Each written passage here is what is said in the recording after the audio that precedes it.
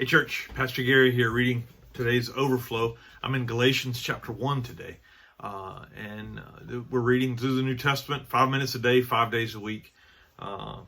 Galatians chapter 1, Paul introduces himself to the church in Galatia, and he asks them a question, the one that we might think about today for a minute.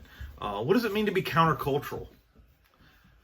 We know what the word means, right? It means going against culture, against the ways of the world. Paul did. A lot of times we want to, we try to fit in with culture. We don't want to stand out from culture.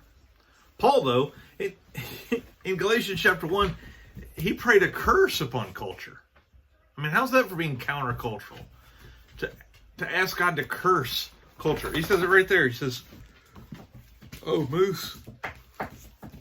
Moose wants to be part of what we're doing here this morning. He says, there are people who are deserting the church because they're getting drawn away by a false gospel. And I would say that still happens today.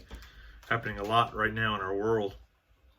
He says they're perverting the gospel of Christ, saying that you can do it all by yourself, right? You don't need the ways of the church. You don't need the church even. You can go, let's do it this way. We can do it our way. He says, but even if an angel from heaven should preach a gospel other than the one that we preach to you, let them be eternally condemned. As we've already said, so now I say again,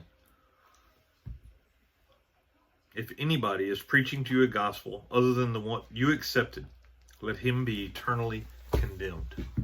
Let him be cursed, another version says. He goes on to say, does it sound like I'm trying to win the approval of men? No, I'm trying to win the approval of God. I'm on God's side here. I'm not on the world's side. Paul's impressive in this book of Galatians. He is really impressive. He's willing to invite God to curse anything that would draw people away from him. I think that's a good prayer for the church today. That instead of asking God to bless, to sanctify all these things of our world, that maybe God needs to rise up against it so that people might turn to him, because it's simply holding for them a false gospel.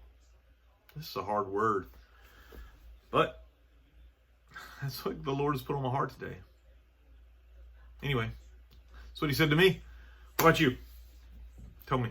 Share with me. I'd love to hear your thoughts. God bless you.